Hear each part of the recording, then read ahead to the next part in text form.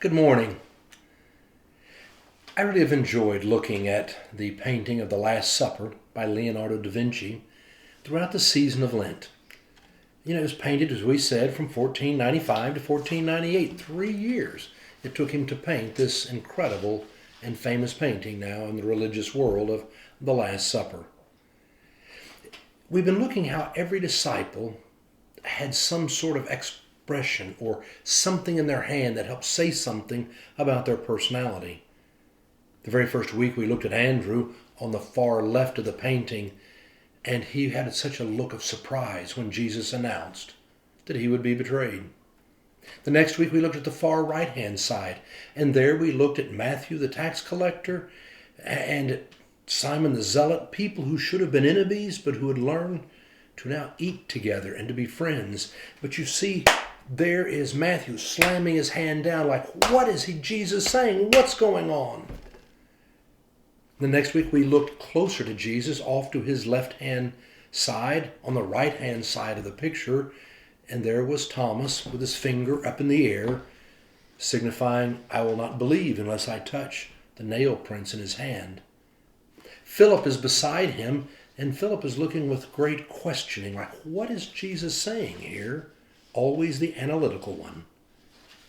And then we looked at James, who is also in that group, holding them back, like, how can this be?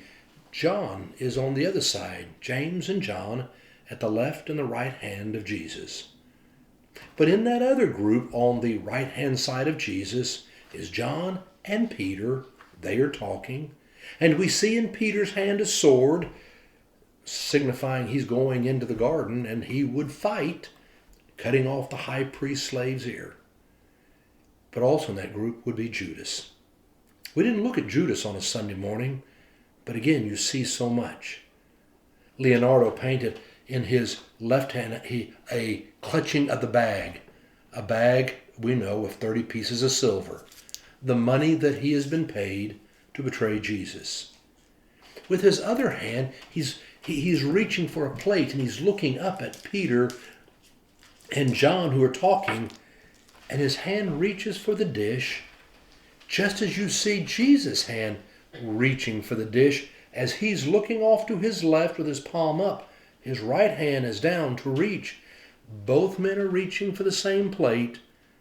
As Matthew 26 tells us, the one who dips his bread in the plate with me will betray me.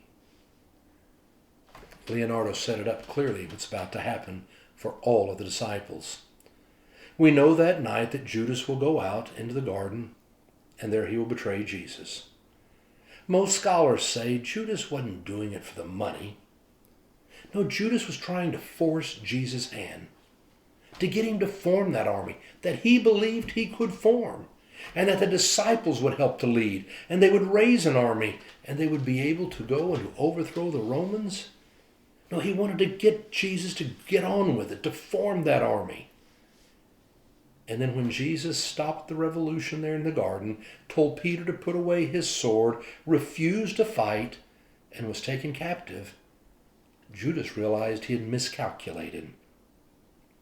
And that night, realizing that he had failed Jesus by betraying him, it was more than he could take, and he went out and he hung himself. The night of the Last Supper, Thursday night, Maundy Thursday, well, that was a night that really set up all the disciples to experience God's forgiveness. Judas betrayed him. Peter denied him. All the disciples ran away because that night everybody failed. They would all experience the gift of God's grace, the gift of God's forgiveness, and come to understand you don't have to be perfect to be loved by God. Everyone came to understand that except Judas, because Judas quit too soon. It's like he didn't believe in that gift of God's grace. When you and I come to this Maundy Thursday, maybe part of this day is a day in which we are willing to embrace and accept that we have failed. We have been less than what we had hoped we would always be, but that in no way keeps us from being loved by God.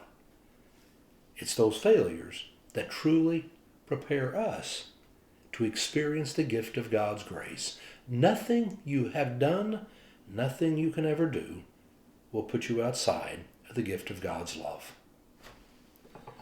On this Maundy Thursday, I hope you go out and experience God's grace and make it a blessed day. Have a good one.